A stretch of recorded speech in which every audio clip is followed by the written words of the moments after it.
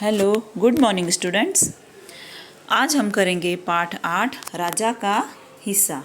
Okay, चलो, यह एक कहानी है, एक गांव की कहानी। इस कहानी में एक प्रजावत्सल राजा का वर्णन है। प्रजावत्सल यानी कि जो राजा अपनी प्रजा को बहुत प्यार करता था, उसका यहाँ पे वर्णन है, उसके बारे में बताया गया है। ओके, राजा प्रजा की कठिनाइयों में हमेशा उसकी मदद के लिए तत्पर रहते थे। तत्पर यानी कि तैयार रहते थे हर समय।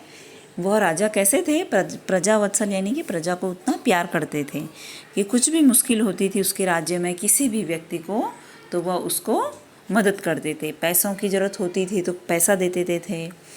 फिर जैसे किसी के पास कुछ गाय नहीं है, बैल नहीं है खेत जोतने के लिए, तो उनको उस तरह से मदद कर देते थे। किसी का बच्चे के पास किताब नहीं है पढ़ने के लिए, तो उनको किताब देते थे। किसी के पास खाने के लिए अनाज वगैरह नहीं है, तो वह अपने राज्य से उसको अनाज देते थे। इस तरह से वह राजा कैसा था? बहुत ही दयालु था, प्रजा प्रेमी था। ओके, तो यहाँ पे अब हम कहानी पढ़ना शुरू करेंगे। उसके पहले हम यहाँ पे देख लेते हैं ज़रा पिक्चर में। यहाँ पे आप देख रहे होंगे कि यह किसान है ना। गांव का सीन आपको लग रहा है ना। तो खेती कर रहा है, किसान है। यहाँ पे किसान की वाइफ और यहाँ पर एक बैल है, और आपको राजा दिखाई दे रहा है ना। तो राजा आपको दिख रहा होगा, वह उस किसान से बातें कर रहा है। क्या बातें कर रहा है वह मैं बाद में समझाएंगे हम।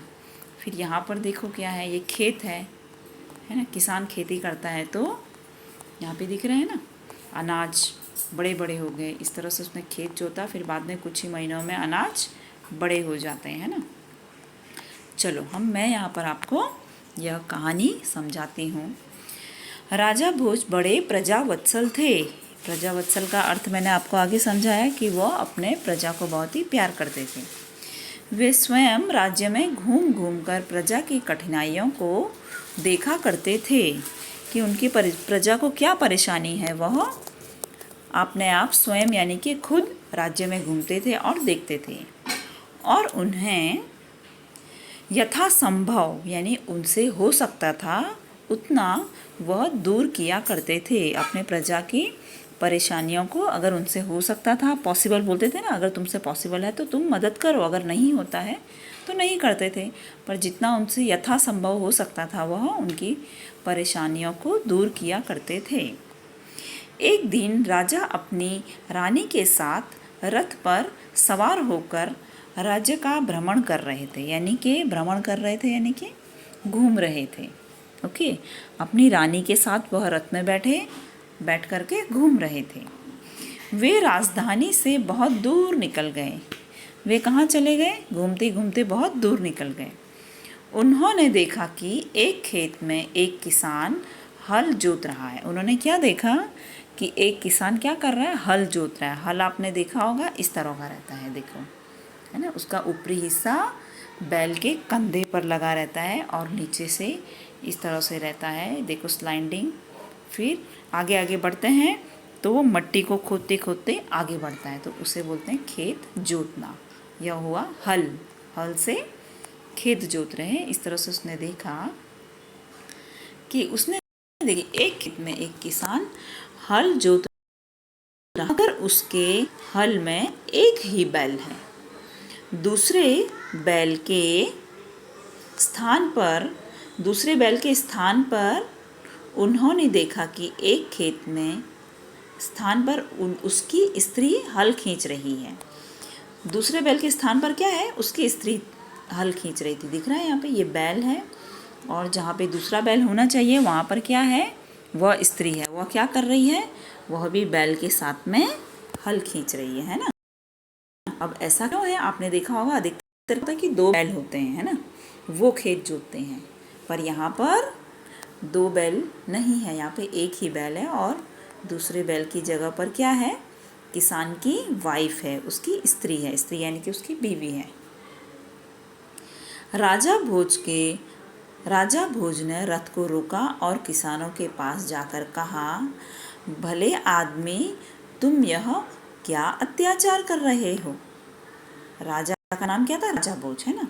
तो उसने किसको रोका? किसान को रोका और बोला, अरे तू तो अच्छा आदमी है, तू ये क्या अत्याचार कर रहा है? तो भला कहीं स्त्री को भी हल में जोता जाता है कि अपनी वाइफ को कोई इस तरह से जानवर की तरह लगाता है? जिस तरह से ये तो जानवर का काम है हल जोतना, और हम लोग तो पीछे से इस तरह से रहते हैं। आपने तो उस बैल की जगह पे अपनी वाइफ को ही लगा दिया है। मेरा बैल मर गया है, किसान कहता है मेरा बैल मर गया है, दूसरा बैल खरीदने के लिए मेरे पास धन नहीं है, मेरे पास पैसे नहीं हैं। अगर खेत न जुता तो मैं खाऊंगा क्या? अगर खेत मैंने नहीं जुता तो मैं क्या खाऊंगा? कहकर किसान पुनः अपने कार्य में लग गया। ऐसा बोला और किसान अपने काम में फिर से लग गया। उसे क्या पता था कि उससे बात करने वाला कौन है। यहाँ पर किसान को बिल्कुल भी अंदाज़ा नहीं था कि उसके साथ जो बात कर रहा है वह एक राजा है, जिस राज्य में वो रहता है उसका राजा है वह, उसको नहीं पता था। राजा ने कहा, अरे भाई जरा सुनो तो जो कहना है मेरे साथ चलते चलते कहो, मेरा काम क्यों रोकते हो? किसान ने क्या कहा कि जो कहना है मेरे साथ चलते चलते कहो, मेरा काम रोको मत, तुम बीच में स्टॉप मत करो मुझे। किसान ने ऐसा कहा। फिर राजा भोज उसके साथ साथ चलने लगे। राजा भोज क्या करने लगे? वो भी उसके साथ साथ चलने लगे। अपने काम के प्रति किसान की लगन देखकर, यानी उसका जो काम था उसमें वह तल्लीन था, इस तरह से वह देखकर राजा भोज बहुत प्रभावित हुए। वो बहुत खुश हो गए कि सच में ये कितना अच्छा है कि अपने काम पर ही ध्यान दे रहा है ना, बात करने के लिए ज़रा रुक भी नहीं रहा है। तो वह बोले, भले आदमी, इस प्रकार तो तुम्हारी पत्नी थक जाएगी कि आपने जानवर की जगह पे, बैल की जगह पे अपनी वाइफ को लगाया है, तो इस तरह से खींचते खींचते तो वह थक जाएगी और थकावट की वजह से कोई दूसरा कार्य नहीं कर सकेगी, दूसरा काम भी नहीं कर पाएगी वो। किसान बोला, तो फिर तुम ही बताओ मैं क्या करूं? अच्छा, तो तुम ही बताओ मैं क्या करूं कि ये दूसरा बैल में खरीदने के लिए मेरे पास पैसे नहीं हैं, दूसरा बैल मर गया है, एक ही बैल है, और यहाँ पे खेत तो जोतना ही है मैंने, काम तो करना ही है, फसल तो उगानी ही है, ऐसे तो मैं नहीं जाने दे सकता हूँ ना, ऐसे नहीं छोड़ सकता हूँ। राजा ने कहा, तुम मेरे साथ चलो, मैं अपना एक बैल तुम्हें दे देता हूँ। तो यहाँ पर किसान बोला, तो तुम ही बताओ मैं क्या करूं? राजा ने कहा, तुम मेरे साथ चलो, मैं अपना एक बैल तुम्हें दे देता हूँ। मेरे साथ चल, मैं अपना एक बैल दे देता हूँ, मगर इतनी देर मुझे काम रोकना पड़ेगा। तुम्हारी बैल ला दो, किसान बोला कि तुम मेरे साथ चलो, मैं अपना एक बैल तुम्हें दे देता हूँ, मगर इतनी देर मुझे काम रोकना पड़ेगा। तुम्हारी बैल ला दो, तुम्हारी बैल दे दो, किसान ने बोला। फिर राजा ने कहा, तुम मेरे साथ चलो, मैं अपना एक बैल तुम्हें दे देता हूँ, मगर इतनी देर मुझे काम रोकना पड़ेगा। किसान ने कहा, तुम ही बैल ला दो, कि मैं तो नहीं जाऊँगा, तुम ही बैल ला दो। राजा को कहा, उसको पता नहीं था कि यह राजा है। अच्छा, ऐसा करो, तुम अपनी पत्नी को रथ के पास भेज दो, वह मेरी पत्नी से बैल ले आएगी।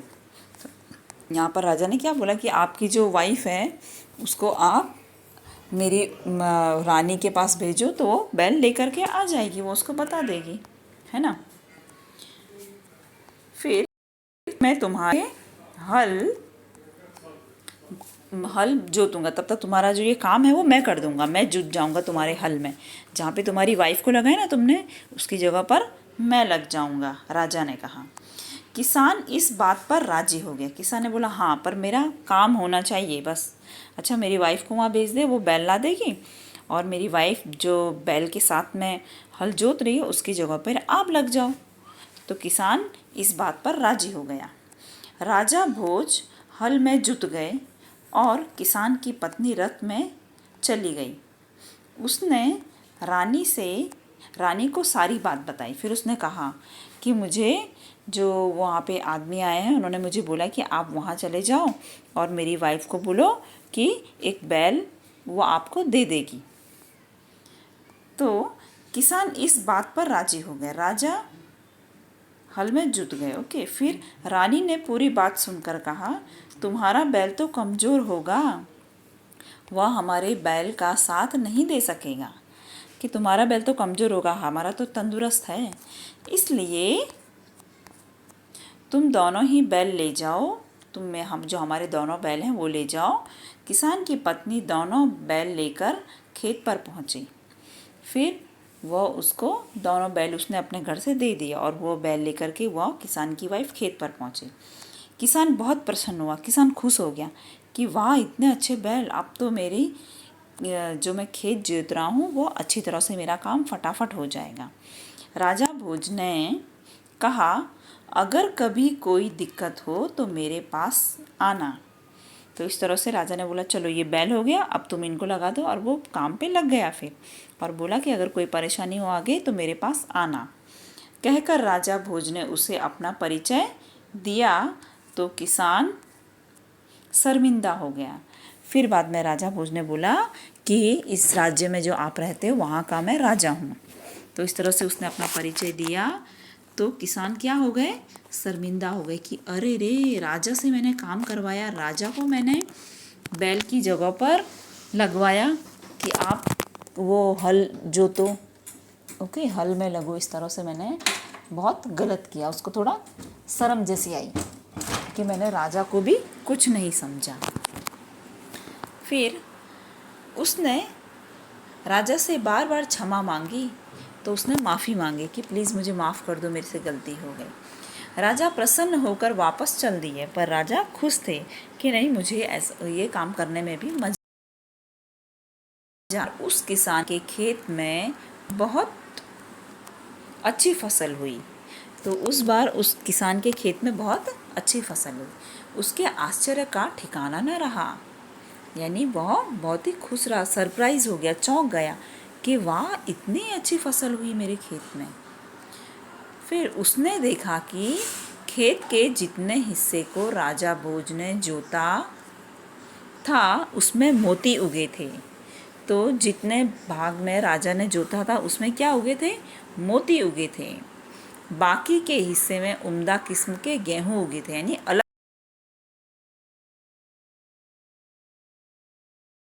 खुश हो गया कि वाह, सच में राजा में कुछ तो बात है कि जितने हिस्से में उसने जोता था उतने में मोती हुए हैं और गेहूं भी बहुत अच्छे हुए हैं।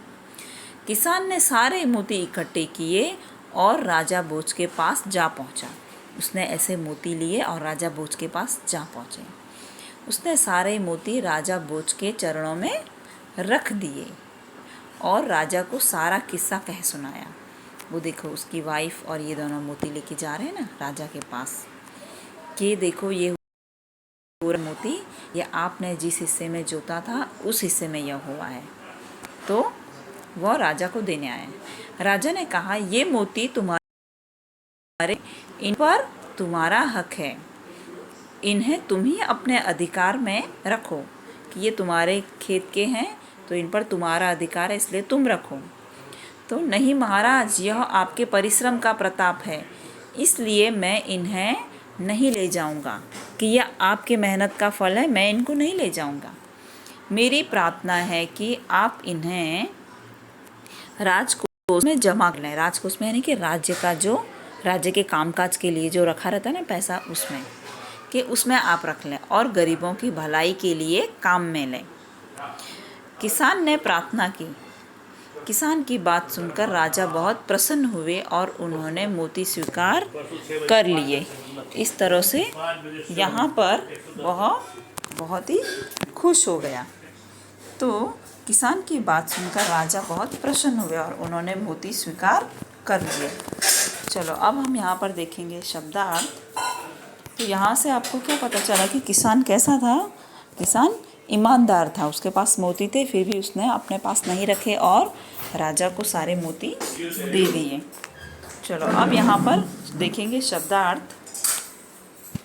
पहला शब्दार्थ है प्रजावत्सल यानी कि प्रजा प्रेमी, स्वयं यानी कि खुद, यथा संभव यानी जो संभव है, भ्रमण यानी कि घूमना, राजा रथ में बैठकर भ्रमण करते थे यानी कि घूमते थे, अत्याचार यानी जुल्म, पुनः, पुनः का अर्थ होता है फिर से, दोबारा, थकावट यानी कि थकान। तो वो बोलता है ना राजा कि अगर आपकी बीवी इतने में ही हल जोतने में ही थक जाएगी, खेत जोतने में ही थक जाएगी, तो वो बात का काम कैसे करेगी, घर का काम कैसे करेगी। कमज़ोर यानी निर्बल, वो रानी कहती ना तुम्हारा बैल बहुत ही कमज़ोर होगा हमारे बैल के सामने, इसलिए एक मत ले जाओ, आप दोनों बैल ले जाओ, यानी अशक्त, कमज़ोर, अशक्त। दिक्कत यानी बाधा, परेशानी, तो राजा कहता जरूर आना, तो परेशानी। उम्दा किस्म, तो किसान के खेत में उम्दा किस्म के गेहूं हुए थे यानी कि उत्तम प्रकार के, अच्छी क्वालिटी के गेहूं हुए थे। ओके, ये शब्दार्थ हो गया। ये पाठ, इस पाठ को आप अच्छी तरह से पढ़ लेना। ओके, फिर बाद में हम इसकी एक्सरसाइज करेंगे।